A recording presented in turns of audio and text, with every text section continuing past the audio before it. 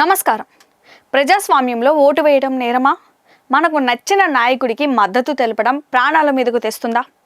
ఎన్నికలు ముగిసిన తర్వాత కూడా రక్తం ఏరులై పారుతుంటే అసలు మనం నాగరిక సమాజంలోనే ఉన్నామా లేక అటవిక రాజ్యంలో ఉన్నామా? పశ్చిమ బెంగాల్లో జరుగుతున్న ఈ దారుణాలకు అంతం ఎప్పుడు? మచ్చలేని రాజకీయ నాయకుడి వెంట నడిచినందుకు అతి సమీపం నుంచి తుపాకీ గుళ్లతో కాల్చి చంపడం ఏ రకమైన రాజకీయం? సువేందు అధికారి ఏపీ చంద్రనాథ్ రాథ్ హత్య వెనుక ఉన్న చీకటి కోణాలేమిటి? ఈరోజు బెంగాల్ మండుతున్న వాస్తవాల గురించి మాట్లాడుకుందాం. మిత్రులారా, పశ్చిమ బెంగాల్లో ఎన్నికల అనంతరం హింస మరోసారి పాతక స్థాయికి చేరుకుంది. మద్యం గ్రామంలో జరిగిన ఒక దారుణ ఘటన దేశవ్యాప్తంగా కలకలం రేపుతోంది. పశ్చిమ బెంగాల్ ప్రతిపక్ష నేత సువేందు అధికారి వ్యక్తిగత సహాయకుడు చంద్రనాథ్ రాథ్ను దుండగులు అత్యంత పగడబందీగా హత్య చేశారు. పట్టపగలు అందరూ చూస్తుండగానే అతి సమీపం నుంచి 4 రౌండ్ల కాల్పులు జరిపి ఆయన ప్రాణాలను బలిగొన్నారు.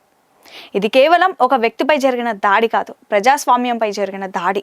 ఎన్నికలు అయిపోయిన తర్వాత కూడా ప్రత్యర్థులను వేటాడి వేధించడం, భౌతికంగా తొలగించడం అనేది బెంగాల్ రాజకీయాలలో ఒక దుర్మార్గమైన ఆనవాయితీగా మారింది. చంద్రనాథ్ రాథ్ హత్య వెనుకున్న కుట్రదారులు ఎవరు? ఒక ముఖ్య నేతకు దగ్గరగా ఉండడమే ఆయన చేసిన పాపమా? అసలు శాంతి భద్రతలు ఎక్కడున్నాయి? రాజకీయ గెలుపోటముల కోసం ప్రాణాలను బలి తీసుకోవడం ఏ రకమైన నీతి?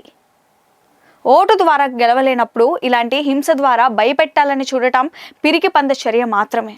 ఈ దేశంలో ఏ మూలైనా సరే హింసకు తావు ఉండకూడదు. ప్రజాస్వామ్య యుతమైన నిరసనలకు బదులు తుపాకీ గుళ్లతో సమాధానం చెప్పడం అమానుష్యం. బెంగాల్లో జరుగుతున్న ఈ అరాచకాలను అరికట్టాల్సిన బాధ్యత ప్రభుత్వాలపై ఉంది. చంద్రనాథ్ రాథ్ కుటుంబానికి జరిగిన అన్యాయం రేపు ఎవరికైనా జరగవచ్చు.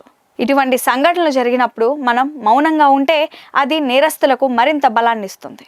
మిత్రులారా, రాజకీయాల కంటే మానవత్వం చాలా గొప్పది. అధికారం కోసం ప్రాణాలు తీసే సంస్కృతిని మనమందరం ముక్తగండంతో ఖండించాలి. పశ్చిమ బెంగాల్లో శాంతి నెలకొనాలని, బాధితులకు న్యాయం జరగాలని కోరుకుందాం. ఈ దారుణ హత్యపై మీ స్పందన కమెంట్ రూపంలో తెలియజేయండి. దేశంలో జరుగుతున్న ఇలాంటి కీలక పరిణామాలు మరియు విశ్లేషణల కోసం మన మైండ్ మీడియా ఛానల్ని వెంటనే సబ్స్క్రైబ్ చేసుకోండి.